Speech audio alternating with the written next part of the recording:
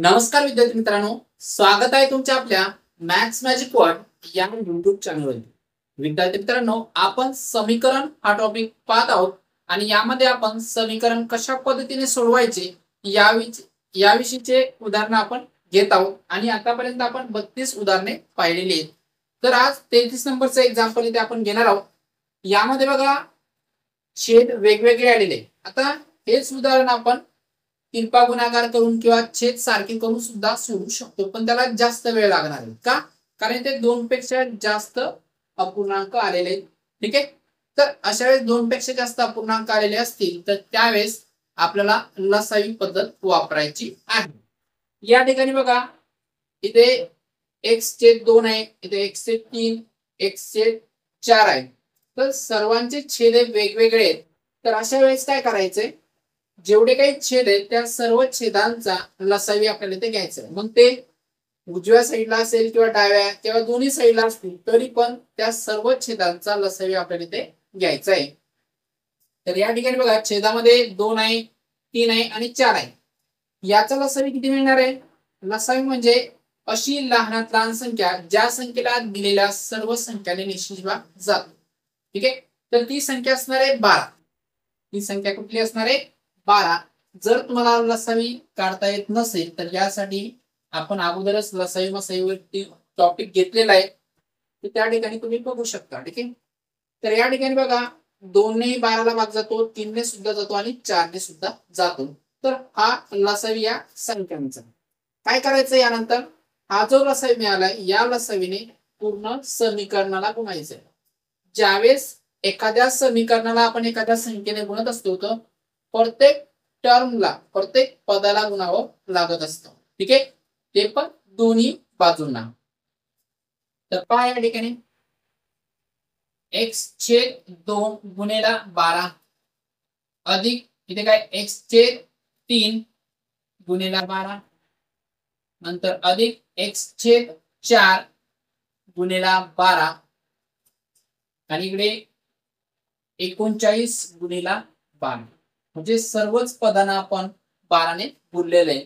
यानंतर ज्या ज्या ठिकाणी संक्षिप्त रूप जाईल त्या ठिकाणी संक्षिप्त रूप द्यायचंय. हा गुणाकार सध्या तरी आपल्याला करायचा नाही, असंच ठेवा त्याला. तर पाहिजे 2 आणि 12 बेक बे बेसकी 12.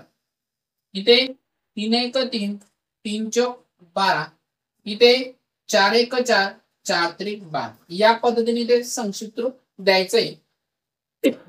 राहिलेल्या टर्म बघा x गुणिला 6 6x नंतर अधिक x गुणिला 4 4x नंतर अधिक आहे x गुणिला 3 3x बरोबर 39 गुणिला 12. याचा गुणाकार तुम्ही करू शकता, पण ही संख्या मोठी होईल, कॅल्क्युलेशनला थोडं अवघड जाईल. त्यापेक्षा असंच ठेवा, कारण की नंतर हे कॅल्क्युलेशन मध्ये कट होतात. ठीक आहे. तर पाहिजे 6x अधिक 4x अधिक 3x या सर्वांची बेरीज होईल. ते 6 आणि 4 10 10 आणि 3 13 किती होणार आहे? 13x 13x बरोबर 39 गुणिला 12. 13 हे x ला गुणाकाराच्या स्वरूपात आहे, दुसऱ्या साईडला गेल्यानंतर छेदाच्या स्वरूपात म्हणजे भागाकाराच्या स्वरूपात जाईल. म्हणजे ते काय मिळणार आहे? x बरोबर 39 गुणिला 12 आणि छेदामध्ये काय असणार आहे? 13. तर या ठिकाणी 39 आणि 13 या दोघांना 13 ने संक्षिप्त देता येईल आपल्याला. बरोबर आहे. 13 1 13 13 त्रिक 39 म्हणजे काय राहते ते x बरोबर 3 गुणिला 12. ते किती होणार आहे? 12 त्रिक 36. तर या ठिकाणी x ची किंमत किती मिळाली आपल्याला? 36. आता सेम असंच एक एक्झाम्पल पाहूया. x/3 अधिक x/4 अधिक x/6 बरोबर 36. या ठिकाणी सर्वांचा छेद वेगवेगळा आहे, तर मग इथे पण आपण लसावीच घेणार आहे 3 4 आणि 6. तर या तीनही संख्यांनी भाग जाईल अशी लहानात लहान संख्या कुठली असणार आहे? 12. कुठली असणार आहे? 12. 3 ने भाग जातो, 4 ने सुद्धा जातो आणि 6 ने सुद्धा जातो. तर 12 काय आला या संख्यांचा लसावी. तर हा जो लसावी या लसावीने या पूर्ण समीकरणाला गुणायचे. पूर्ण समीकरणाला गुणायचं म्हणजे काय? प्रत्येक पदाला गुणायचे. तर पाहिजे x/3 गुणिला 12 अधिक x/4 गुणिला 12 नंतर अधिक x/6 गुणिला 12 आणि इकडे काय असणार आहे 36 गुणिला 12. याचा गुणाकार सध्या तरी करू नका, याला असंच ठेवा. ठीक आहे. इकडे संक्षिप्त रूप द्यायचंय. काय ते 3×1 3, 3 चौक 12, 4×1 4, 4 त्रिक 12, 6×1 6, 6 दुनी 12. ठीक आहे. पाहिजे काय काय मिळतं आपल्याला x गुणिला 4 4x होती मध्ये अधिक आहे x गुणिला 3 3x नंतर अधिक x गुणिला 2 2x बरोबर 36 गुणिला 12. आता या ठिकाणी सगळ्यांची बेरीज करायची. 4x अधिक 3x अधिक 2x 4 अधिक 3 7 7 आणि 2 9 म्हणजे हे किती मिळणार आपल्याला 9x बरोबर 36 गुणिला 12. या ठिकाणी 9 हे x ला गुणाकाराच्या स्वरूपात आहे, दुसऱ्या साईडला पाठवलं तर हे छेदामध्ये देतील भागाकाराच्या स्वरूपामध्ये. म्हणजे काय मिळेल x बरोबर 36 गुणिला 12 आणि छेदामध्ये 9. या ठिकाणी 36 आणि 9 ला संक्षिप्त रूप देता येईल 9 9×1 9 9 चौक 36 आणि ते 4 गुणिला 12 किती होणार आहे 48 12 चौक 48. तर अशा पद्धतीने x ची किंमत किती मिळते 48. तर ही जी उदाहरणे दिलेली आहेत आपल्याला ज्या ठिकाणी तुम्हाला 2 पेक्षा जास्त अपूर्णांक मिळतील म्हणजे असं छेद मिळतील बरोबर आहे, त्यावेळेस तुम्हाला लसावी पद्धत वापरायची आहे. आता या ठिकाणी आपण थोडा टाईप चेंज केलेला आहे. या ठिकाणी बघा उदाहरण या पद्धतीचे असणार आहे, कुठेतरी वर्गमूळ आलेले असणार आहे. तर या ठिकाणी बघा जी डावी साईड आहे डावी बाजू त्यामध्ये वर्गमूळ आलेले आहे. वर्गमूळात काय 1 वजा x/9 बरोबर आहे. तर अशा पद्धतीचे उदाहरण सोडवण्यासाठी तुम्हाला अगोदर वर्गमूळ काढून घ्यावा लागणार आहे. त्यासाठी काय करावं लागेल या ठिकाणी दोन्ही बाजूंचा वर्ग करावा लागेल. आता वर्ग करत असताना तुम्ही पर्टिक्युलर एकाच बाजूचा वर्ग करू शकत नाही समीकरणामध्ये, तर तुम्हाला दोन्ही बाजूंचा वर्ग करावा लागणार आहे. या संबंधित जे काही समीकरणाचे जे महत्त्वाचे नियम आहेत ते आपण पुढील व्हिडिओमध्ये घेणार आहोत. ठीक आहे. तर या ठिकाणी बघा आता दोन्ही बाजूंचा वर्ग करून घेऊया आपण. दोन्ही बाजूंचा वर्ग करू. ठीक आहे. आता या ठिकाणी दोन्ही बाजूंचा वर्ग जर केला आपण तर काय मिळेल हे वर्गमूळ निघून जाणार या साईडचं. तिथे काय मिळेल 1 वजा x/9 आणि जी उजवी बाजू आहे याचा वर्ग केल्यानंतर इथं काही वर्गमूळ नाहीये, सरळ सरळ याचा वर्ग होणार आहे. तर 2 चा वर्ग किती मिळेल 4 आणि 3 चा वर्ग 9 या पद्धतीने बरोबर आहे. आता या ठिकाणी x ची किंमत काढायची तर मग x एकटा राहायला पाहिजे. मग यासाठी हा जो 1 आहे तो इकडे पाठवा अगोदर. ठीक आहे. म्हणजे इथे काय मिळेल वजा x/9 राहणार आहे आणि 1 इकडे अधिकच्या स्वरूपात तिकडे गेल्यानंतर वजा होईल. म्हणजे इथे काय मिळेल 4/9 वजा 1. अगोदर याला सोडून घेऊ आपण या बाजूला उजव्या बाजूला तिरपा गुणाकार करावा लागेल. म्हणजे इथे काय मिळेल वजा x/9 बरोबर 4 वजा 4 नंतर वजा 9 गुणिला 1 किती होणार आहे 9 आणि छेदामध्ये 9 वजा x/9 बरोबर 4 मधून 9 जाणार नाही, 9 मधून 4 गेले तर किती मिळतील वजा 5 मिळतील आपल्याला वजा 5 आणि छेदामध्ये काय 9. ठीक आहे. आता याच पद्धतीने बघा हे जे 9 आहे हे दुसऱ्या साईडला पाठवू आपण. ठीक आहे. तर काय मिळेल वजा x बरोबर 9 छेदामध्ये दुसऱ्या साईडला गेल्यानंतर अंशामध्ये जातील म्हणजे असं मिळेल आपल्याला वजा 5 गुणिला 9 आणि छेदामध्ये 9 येईल बरोबर आहे. हे 9 या 9 सोबत कॅन्सल झाले म्हणजे शेवटी काय मिळेल ते आपल्याला वजा एक्स बरोबर वजा 5. आता एक गोष्ट नेहमी लक्षात ठेवा, दोन्ही साईडला जर वजा वजा असेल तर ते एकमेकांसोबत कॅन्सल होतात. फक्त इथे एक सिंगल टर्मच पाहिजे, एकच. ठीक आहे, आणि इकडे पण एकच असायला पाहिजे. नाहीतर मग असंही करू शकता, हे वजा म्हणजेच काय, एक्सचा सहगुणक असणार आहे वजा 1. वजा 1 इकडे गेल्यानंतर हे वजा वजा कॅन्सल होणारच आहे. तर असं डायरेक्ट केलं तरी चालेल, हे वजा याच्यासोबत कॅन्सल, म्हणजे इथे काय मिळेल, एक्स बरोबर 5. तर अशा पद्धतीने ही उदाहरणे आपल्याला इथे सोडवायची. आता यामध्ये बघा, अगोदर जसं एक्झाम्पल पाहिलं सेम तसंच एक्झाम्पल आपण इथे घेतलेलं आहे. वर्गमुळात 2 वजा एक्स छेद 16 बरोबर 5/4. तर या ठिकाणी हे जे वर्गमूळ आहे हे आपल्याला काढून घ्यावं लागेल. त्यासाठी दोन्ही बाजूंचा वर्ग करावा लागेल. आता थोडं डायरेक्टच घेतो. दोन्ही बाजूंचा वर्ग केल्यानंतर काय येईल, वर्गमूळ निघून जाणार आहे. जिथे काय मिळेल आपल्याला, 2 वजा एक्स छेद 16 मिळेल, बरोबर आहे. आणि ही जी उजवी बाजू आहे याचा वर्ग होऊन जाणार आहे. 5चा वर्ग असेल 25 आणि 4चा वर्ग 16. आता या ठिकाणी हे जे उदाहरण आहे थोडं वेगळ्या पद्धतीने सोडवू. अगोदर काय केलं होतं आपण, ही संख्या तिकडे घेऊन गेलो होतो. आता यावेळेस तसं नाही करायचं. यावेळेस एक्स छेद 16 तिकडे घेऊन जाऊ. का? कारण इथे दोघांचा छेद सारखाच आहे. अगोदरच्या उदाहरणामध्ये सुद्धा होता. पण जर असं केलं तर अजून सोडवायला सोपं होईल. हे जर तिकडे गेले तर काय होईल, हे वजाच्या स्वरूपात तिकडे गेल्यानंतर अधिक होणार आहे. म्हणजे इथे काय मिळेल आपल्याला, 2 बरोबर 25/16 हे तिकडे गेल्यानंतर अधिक एक्स छेद 16 मिळेल. या पद्धतीने या ठिकाणी दोघांचा छेद सारखा आहे. ज्यावेळेस छेद सारखा असतो त्यावेळेस आपण छेद एकदाच लिहितो, बरोबर आहे. आणि अंशातील बेरीज असेल तर बेरीज, वजाबाकी असेल तर वजाबाकी. तिथे काय मिळेल, 25 अधिक एक्स या पद्धतीने. ठीक आहे, आता काय करू, हे जे 16 आहे या 16ला इकडे पाठवता. म्हणजे इथे काय मिळेल आपल्याला, 16 इकडे भागाकाराच्या स्वरूपात छेदात दुसऱ्या साईडला गेल्यानंतर गुणाकाराच्या स्वरूपामध्ये मिळेल. म्हणजे इथे असं मिळेल, 2 गुणिला 16 बरोबर हे 25 अधिक एक्स, बरोबर आहे. या ठिकाणी बघा, यांचा गुणाकार करून घेऊ. 16 दुनी 32 होतात,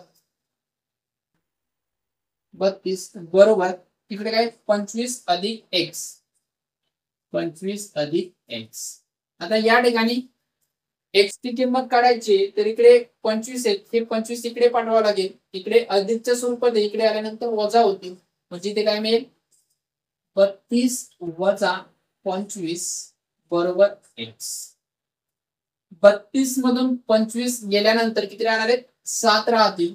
म्हणून 7 बरोबर एक्स. म्हणजेच काय, यांची बाजू चेंज करून घ्यायची, साईड चेंज करून घ्या. म्हणजे एक्स बरोबर किती मिळेल, 7. तर या पद्धतीने सुद्धा तुम्ही हे उदाहरण सोडवू शकता. अगोदरचं जे उदाहरण आहे तेच तुम्ही या पद्धतीने सुद्धा सोडवता येईल. तर याच्यामध्ये काही चेंज होणार नाही, आन्सर तुम्हाला तेच मिळेल. यानंतर थोडी सिंपल एक्झाम्पल आपण इथे घेतलेले. तर पाहिजे, वर्गमुळात एक्स अधिक 4 बरोबर 9. या ठिकाणी सुद्धा दोन्ही बाजूंचं वर्ग करावा लागेल. वर्ग जर केला तर इकडचं वर्गमूळ निघून जाणार. म्हणजे इथे काय मिळेल, एक्स अधिक 4 आणि इकडे 9चा वर्ग किती होणार आहे, 81, बरोबर आहे. इथे एक्स ची किंमत आपल्याला काढायची, इकडे अधिक 4 आहे, दुसऱ्या साईडला अधिक 4 पाठवावे लागतील. म्हणजे ते येतील वजा 4. म्हणजे इथे काय मिळेल, एक्स बरोबर 81 वजा 4 या पद्धतीने. म्हणून एक्स ची किंमत किती मिळेल, 81 मधून 4 गेल्यानंतर किती राहणार आहे, 77. एक्स ची किंमत किती मिळते, 77. सेम असंच उदाहरण बघा 38 नंबरचं. वर्गमुळात 5 वजा एम बरोबर 7. या ठिकाणी सुद्धा दोन्ही बाजूंचा वर्ग घ्यावा लागेल. वर्ग घेतल्यानंतर हे वर्गमूळ निघून जाणार. म्हणजेच इथे काय मिळेल, 5 वजा एम बरोबर इकडे 7चा वर्ग 49, बरोबर आहे. आता या ठिकाणी एम ची किंमत काढायची म्हणून 5ला तिकडे पाठवा. तिकडे अधिक आहे, तिकडे गेल्यानंतर वजा होती. म्हणजे इथे काय मिळेल, वजा एम बरोबर 49 वजा 5. तर इथे बघा काय मिळते, वजा एम. 49 मधून 5 गेल्यानंतर किती राहणार आहे, तिथे राहतील 44. आता या ठिकाणी बघा इकडे वजा एम आहे आणि इकडे अधिक 44 आहे. तर अशा वेळेस काय करायचंय, हे जे वजा एक आहे हे दुसऱ्या साईडला चालले जातात. आता हे इथे वजा एक आहे, हे यमला गुणाकाराच्या स्वरूपात आहे. दुसऱ्या साईडला गेल्यानंतर ते छेदामध्ये जरी गेले तर एक हा छेदामध्ये जरी गेलेला असेल तरी आपण त्याला ती संख्या मानणार. म्हणजे असं दिसेल तुम्हाला या पद्धतीने एम बरोबर 44/1 आणि 44/1 म्हणजे किती, वजा 44 या पद्धतीने. किंवा याला तुम्ही वजा 1 ने जर गुणलं या पूर्ण समीकरणाला हे अधिक होऊन जाणार आणि हे वजा. कुठल्याही पद्धतीने केलं तर तुम्हाला तेच मिळत आहे. तर इथे उत्तर किती मिळालंय, एम बरोबर वजा 44. एक 39 नंबरचं उदाहरण पाहिले. 3y अधिक 1/2 बरोबर 3/8 अधिक y. या ठिकाणी y ची किंमत काढायची तर y कुठल्या तरी एका साईडला यायला पाहिजे. तर या ठिकाणी डाव्या बाजूला 3y आहे तर जे y ची टर्म आहे ती या साईडला घेऊन येऊ आणि इथे हा जो 1/2 आहे अधिकच्या स्वरूपात त्याला दुसऱ्या साईडला घेऊन जाऊ. ठीक आहे, म्हणजे इथे काय मिळेल, 3y हे अधिकच्या स्वरूपात इकडे आल्यानंतर वजा y होती बरोबर हे 3/8 जशीच्या तशी. इकडे डाव्या बाजूला अधिक 1/2 आहे, दुसऱ्या साईडला गेल्यानंतर वजा 1/2 मिळाला.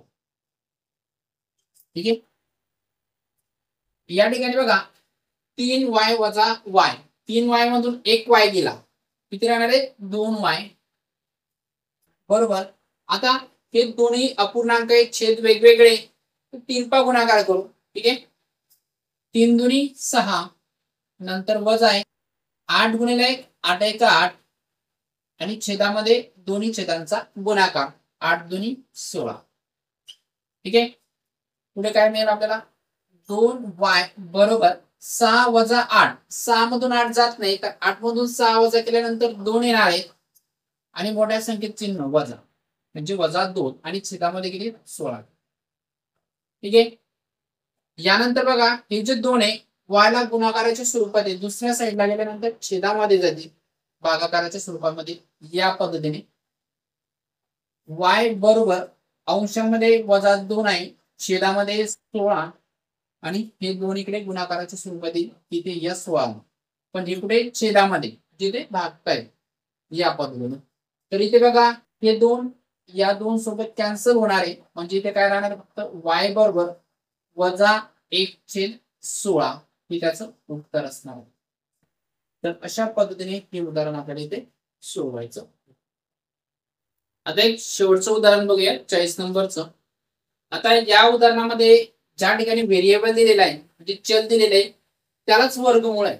मग अशा वेळेस दोन्ही बाजूंचं वर्गमूळ घ्यायचं का नाही. आतापर्यंत जी उदाहरणं पाहिली होती आपण, तर पर्टिक्युलर एक पूर्ण साईड ही वर्गमुळात होते. ज्यावेळेस त्या समीकरणाची एक पूर्ण साईड कुठली तरी उजवी बाजू असेल किंवा डावी बाजू असेल ही वर्गमुळात असेल त्याच वेळेस दोन्ही बाजूंचं वर्गमूळ तुम्हाला तिथे घ्यायचंय सुरुवातीला. ठीक आहे, पण या ठिकाणी तशी कंडिशन आहे का, नाही. इथे फक्त हे चलच वर्गमुळात आहे. तर मग ज्या पद्धतीने याला सोडवतो तसंच इथे सोडवायचंय. तर हे जे अधिक वर्गमुळात x आहे त्याला इकडे घेऊन येऊया आणि हे 1/2 इकडे घेऊन येऊ. ठीक आहे, म्हणजे या ठिकाणी कसं मिळणार आहे, 5 वर्गमुळात x तिकडे आल्यानंतर काय होणार आहे, वजा वर्गमुळात x बरोबर. इथे हे 3/8 जशी तसे ठेवू, हे अधिक 1/2 तिकडे गेल्यानंतर वजा 1/2 होईल. अगोदरच्या उदाहरणाच्या त्याच किमती फक्त इथे थोडे चेंज केलेत आपण. ठीक आहे, तर पाहिजे 5 वर्गमुळात x वजा वर्गमुळात x. 5 मधून 1 वर्गमुळात x जर वजा झाला तर इथे किती राहणार आहे, 4 वर्गमुळात x बरोबर आहे. या ठिकाणी बघा दोघांचा छेद वेगवेगळा, तिरपा गुणाकार करा. 3 दुनी 6 नंतर इथे वजा 8 1 8 आणि छेदामध्ये दोघांचा गुणाकार 8 दुनी 16 या पद्धतीने. तर पाहिजे 4 वर्गमुळात x बरोबर 6 वजा 8 किती होणार आहे, 6 मधून 8 जात नाही तर 8 मधून 6 गेल्यानंतर 2 मिळतील आणि मोठ्या संख्येत चिन्ह वजा 2 आणि छेदामध्ये किती 16. ठीक आहे, यानंतर काय करू, वर्गमुळात एक्स जसं तसं राहणार आहे, त्याला गुणाकारात 4 आहे, दुसऱ्या साईडला गेल्यानंतर ते भागाकारात जातील छेदाच्या स्वरूपामध्ये. म्हणजे या ठिकाणी मी वर्गमुळात एक्स बरोबर अंशात वजा 2 आहे आणि छेदामध्ये काय मिळेल मग 16 गुणिला 4 या पद्धतीने. ठीक आहे. तर या ठिकाणी संक्षिप्त रूप जाते बघा, बेक बे बेदुनी 4 बेदुनी 4. आता या ठिकाणी बघा वर्गमुळात एक्स बरोबर वजा 1/16 गुणिला 2. आता 16 गुणिला 2 इथे तुम्ही 32 पण करू शकता, काही हरकत नाहीये. पण या ठिकाणी काय करायचं, जर समजा तुम्हाला 32चा वर्ग माहित नसेल तर काढायला वेळ लागू शकतो. मग याला असंच ठेवा. इथे काय करायचं, आता आपल्याला हा एक्स हे करायचा आहे, वर्गमुळात आहे, एक्स ची किंमत काढायची, तर दोन्ही बाजूंचा या ठिकाणी वर्गमूळ घेणार आहे. मी काय सांगितलं तुम्हाला की ज्यावेळेस समीकरणाची कुठली तरी एक बाजू पूर्णची पूर्ण ही वर्गमुळात असेल त्याच वेळेस तुम्ही त्याचा स्क्वेअर घेऊ शकता, दोन्ही बाजूंचा वर्ग घेऊ शकता. मग या ठिकाणी आता शेवटी ही पूर्ण साईड आता आपली सॉल्व्ह झालेली आहे. तर या ठिकाणी आपल्याला काय करायचं, दोन्ही बाजूंचं वर्गमूळ घ्यायचं. इकडे बघा डावी बाजू ही पूर्ण वर्गमुळात आहे. तर जर इथे वर्ग जर घेतला तर इथे एक्स मिळेल, बरोबर आहे. इथे काय मिळेल, एक्स मिळेल. वर्ग हा जो वर्गमुळाचं चिन्ह आहे ते कॅन्सल होणार आहे. आणि इथे बघा वजा 1, कुठल्याही ऋण संख्येचा वर्ग हा धन असतो. मग वजा 1 चा वर्ग किती असणार आहे, 1. 16चा वर्ग किती मिळणार आपल्याला इथे, तो मिळेल 256. किंवा एक काम करायचं, गुणाकारच करून घ्या. 16 किती होणार आहे, 32 होणार आहे. ठीक आहे.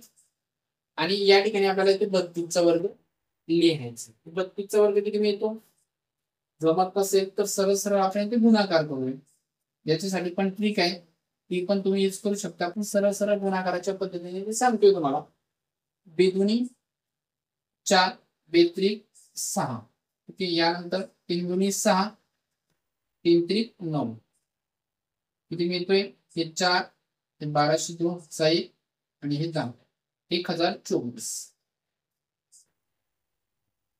म्हणजे एक्स ची किंमत किती मिळते त्यावेळेला, एक्स बरोबर 1/1024.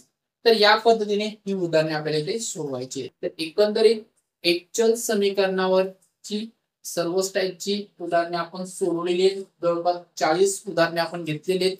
या व्यतिरिक्त सुद्धा तुम्हाला काही बुकमध्ये उदाहरणे मिळत असेल तर ते सोडवा, प्रॅक्टिस करा, जेणेकरून तुम्हाला समीकरणामध्ये कुठेही अडचण येणार नाही. आता कुठलीही कॉम्पिटेटिव्ह एक्झाम असणार आहे तर त्यामध्ये एवढे समीकरण आपल्याला सोडवायचीच आहेत का, तर काही गरजेचं नसतं. पण तुम्हाला समीकरण सोडवता यावं यासाठी आपण एवढे उदाहरणे घेतलेली आहेत. ओके.